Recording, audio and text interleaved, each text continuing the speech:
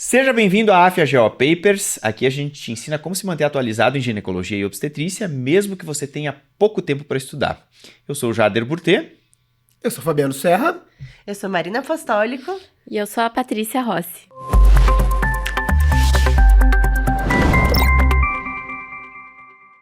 E hoje a gente vai fazer um bate-papo aqui entre 4 ginecologistas, mas com uma ginecologista e obstetra que está sentindo na pele aí o que é estar grávida. Então a gente vai fazer uma conversa super legal, super informal, né?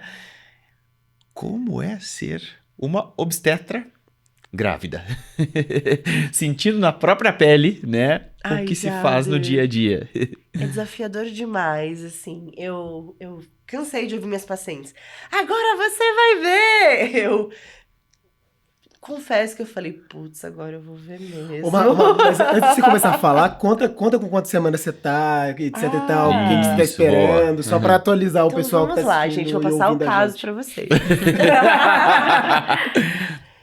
Ser condigesta com uma perda anterior, 32 semanas e 3 dias, gestação de baixo risco, yes. Em uso de vitaminas e só, e aguardando Eduardo. Uhul! É isso aí. Eu sou suspeito porque eu adoro esse nome também, né? O meu Eduardo já tem 10 anos. Ai, gente, É o novo Dudu que vai chegar agora aqui no time. É o Duduzinho novo, este. Mas conta pra gente, então, assim, como é que é sentir na pele as modificações fisiológicas, né, da gestação? O que você sentiu, assim, e como é que foi pra você sentir essas modificações fisiológicas? Ai, olha, meninos e meninas, vou falar pra vocês que o primeiro trimestre é um inferno. É difícil. A gente já sabe o que é o inferno. Acho que todo mundo aqui sabe. Eu já imaginava que ia ser difícil, mas sim, primeiro trimestre tá de parabéns. Não. Parabéns, nota 2. Mas, assim, na verdade tá sendo, assim, muito interessante. Tá sendo desafiador, tá sendo gostoso. Acho que a frase que eu mais falei para todas as pessoas nesse meio tempo de gravidez, porque elas me perguntam muito isso, é que a ignorância é uma bênção. E o fato da gente saber todas as coisas que podem acontecer e etc., deixa a gente um pouco mais em estado de alerta o tempo todo. Eu não sei se a tua esposa viveu isso, depois eu vou querer saber quando você viver, se você for viver, e você também. E aí, a ignorância é uma bênção, assim. Então, vou falar pra vocês que eu acho que difícil, talvez, a gente saber todos os lados, né? E o fato de eu ter tido uma perda antes da chegada do Eduardo também me traz... É isso que eu ia te perguntar, essa Essa dificuldade da dificuldade. perda no primeiro trimestre, né? Tá sendo uma super experiência vivenciar tudo isso, mas eu diria pra vocês que é muito mais legal ser paciente do que ser paciente obstetra. Sem dúvida. Ó, você perguntou pra mim, Jader, sobre as modificações fisiológicas. Eu tinha 2 grandes medos. Um deles se concretizou, porque eu tinha certeza que ia se concretizar, mas eu já tô levando ele numa boa. E um segundo medo que não se concretizou e que, na verdade, eu falei, é isso aí, passa. Que, na verdade, eu acho que é esse culto do corpo, né? Essa ideia do corpo, de como vai ficar o meu corpo. As minhas pacientes me traziam muito isso. Eu nunca fui uma pessoa altamente fitness e magríssima, apesar de estar aqui saudável, mas eu vejo que as pacientes fazem muito isso. Eu queria saber como que ia ficar o meu corpo, como que meu corpo ia se adaptar a isso. E eu acho que o mais difícil pra mim era em relação a melasma que eu tenho. Óbvio, tenho isso, eu tô toda manchadinha, tô bem maquiada, viu, pessoal? Preciso usar. E eu morria de medo de engravidar e a minha cara fechar de melasma. Não fechou, mas eu amo sol, eu amo sair de casa, eu amo ver luz. E na gravidez mancha pra Cacilda. E essa modificação eu tinha muito medo e acabou acontecendo e eu tô tratando e eu vou tratar. Mas tem aquele medo, né? Porque você sai daquilo que era o teu habitual para um novo. Meu corpo mudou, as coisas estão se adaptando de maneira diferente, os meus limites mudaram. Eu que sou uma pessoa super ativa, agora no 3º trimestre já percebo. Meu corpo já tá falando, Marina, vamos dar uma segurada. Pega leve. Então, estar vivendo isso tá sendo um desafio bom, interessante, e eu tô respeitando ainda mais as gestantes do que eu já respeitava. Então, o que concretizou de fato foi o melasma, e o que não concretizou foi o quê? O corpo? Eu tô me achando a maior gostosa agora. É isso aí. Mas no primeiro trimestre, gente, é o que eu tava falando com você antes, né, gente? É uma pochetinha. Aí algumas pessoas falavam assim, fiquei com medo de perguntar se estava grávida, se você estava só gordinha ou grávida. E aí você tá lá toda na progesterona, assim, numa lentidão do universo, intestino que não funciona. Gente, eu fiquei nauseada e eu fiquei com asco de cheiro da coisa que eu mais gosto do mundo, que é alho e cebola refogada. Eu amo o cheiro de alho e cebola refogada. Vocês gostam? Eu adoro. Eu adoro amo. também. É cheiro de casa, Adoro. cheiro de amor. Isso. E eu não conseguia sentir cheiro de alho e cebola refogado. Imagina, na minha casa, que a cozinha é aberta com a sala, eu não conseguia ficar em casa, quase pra poder sentir o cheiro. Então, eu vomitava, eu passava mal, eu ficava enjoada. E então, já até ela, Todori, tô esquecendo.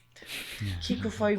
Deixa eu focar. Qual que era a pergunta pontual mesmo? Não sei, me contar alguma Ia te coisa. contar que o ruim do foi corpo, isso. da pochete, das pessoas Isso. A falarem. pochete, a náusea, eu tive náusea no primeiro trimestre, eu tive desejo de banana na terra, eu não conseguia sentir cheiro de churrasco ou de carne assando, e eu tinha que me fechar numa bolha. Então vamos aproveitar que você está dando essa deixa aí. Quais que foram os sintomas típicos que você teve no primeiro trimestre? O que você teve efetivamente, assim? Sintomas, e vamos pensar nos sinais também. Qual foi o primeiro sinal que você falou assim, tô grávida, tem alguma coisa acontecendo no meu corpo? Ai, mama. Mama. Bacana.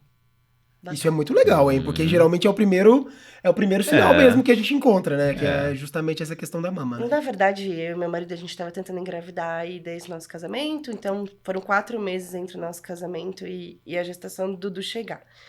E aí, primeiros meses eu fiquei naquela noia, porque a gente sabe as coisas, quando que é. Aí eu desencanei, falei, olha, quer saber? Deixa eu rolar. Eu nem tinha percebido meu atraso menstrual, o que foi maravilhoso, porque eu percebo que as pacientes que são as pacientes mais noiadas com atraso menstrual, elas acabam fazendo teste antes, às vezes cobrem a gestação bioquímica, que a gente sabe que é super comum. Então eu fui fazer meu teste com um atraso de 5 dias. E foi porque eu sentei no meu consultório na cadeira, fiz bem isso, eu sentei na cadeira, aí minha mama fez assim, aí eu, aí eu, que dia Something is hoje? wrong. E eu falei, será que eu faço? Será que eu não faço? Será que eu espero? Será que isso? Pô, eu abri a gaveta, né, que tem um monte de teste de gravidez no consultório. Fui fazer, sentei, e foi muito rápido que ficou duplo positivo. E eu, ai, caramba. Mas daí veio o medo, né? Será que vai ser outra perda? Já tinha Será que perdido não vai uma, ser? né, e Que tal. vai ser? Foi. Mas assim, E a gente acompanhou, né, Madi? De perto vocês essa... acompanharam. É. E aí aquela angústia do que vai rolar. Eu conto pra todo mundo, não conto pra ninguém. Ai, que angústia, mas foi a mama que foi meu alerta. E aquela história dos mamilos ficarem mais proeminentes no começo também, você percebeu? Teve isso? Percebi um pouquinho, mas assim, eu não consegui usar sutiã de sensibilidade Que mamária. ficava sensível demais.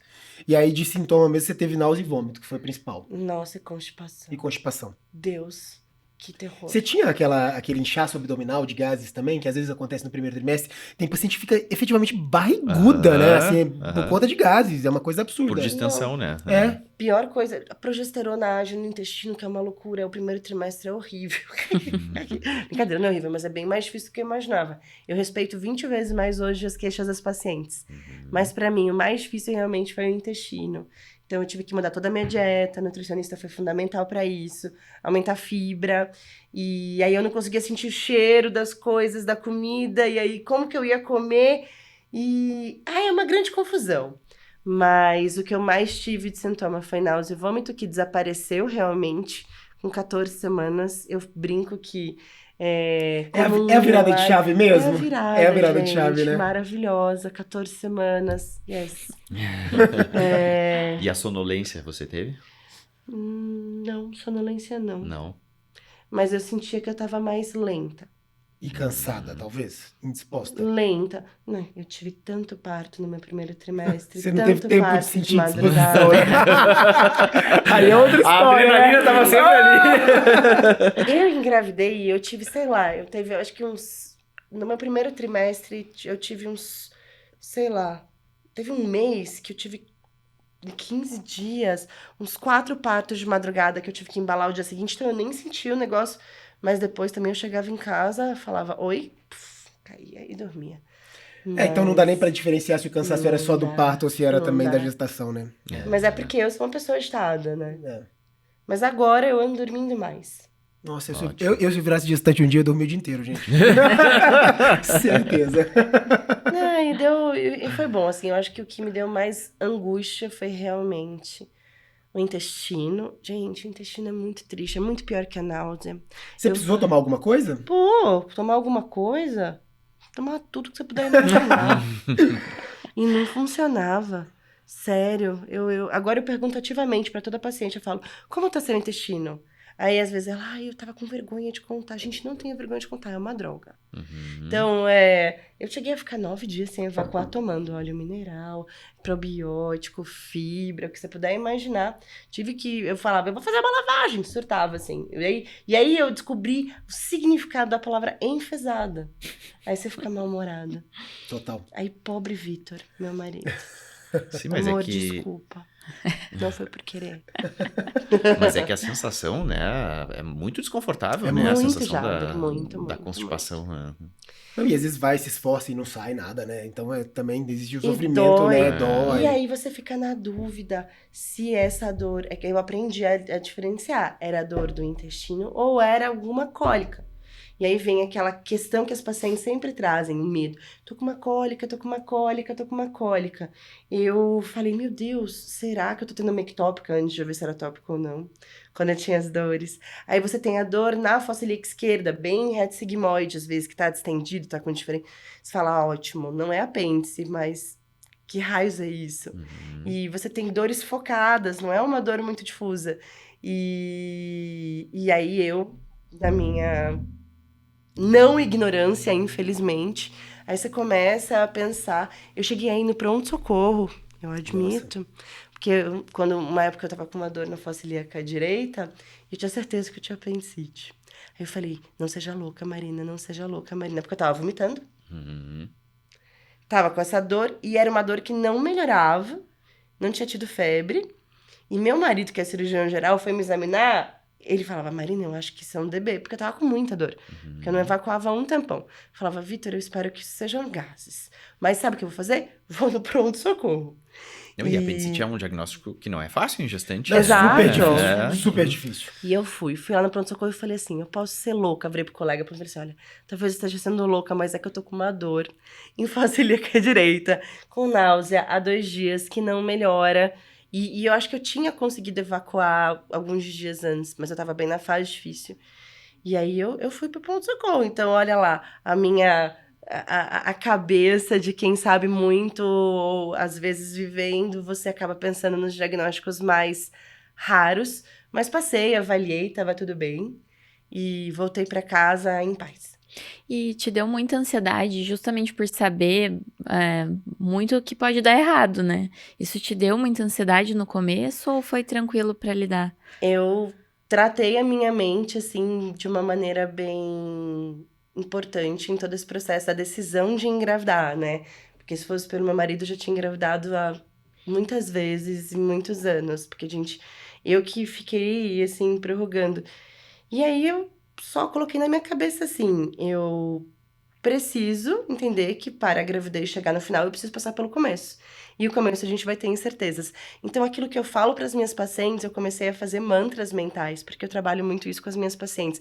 Como eu faço patologia obstétrica e muito no meu consultório privado, eu tenho muita paciente com perdas iniciais, perdas tardias, eu tenho meio que uma maneira de abordar que eu acabei criando ao longo dos anos, e eu ficava pensando eu jogava pra mim e falava, Marina, é a tua vez, tu tem que entender que no começo não vai ver nada no ultrassom mesmo, você não pode dar uma de louca, primeiro vai vir um saquinho gestacional, e a minha primeira vitória foi ver o saquinho gestacional intraútero, né, que é a primeira vitória que todo mundo vai acabar tendo aí, com suas 4, 5 semanas de atraso menstrual. E o mais difícil pra mim foi ter o meu ultrassom no meu consultório.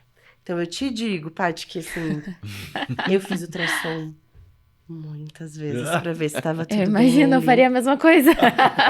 E eu vou falar que, às vezes, assim, tem muitos colegas que reclamam, que falam, ai, esse bando de mulher ansiosa, não sei o que, cara. Querendo fazer gente, ultrassom pelo toda amor hora, de né? Deus. E olha só Ultrassom como... é terapeuticaço, assim.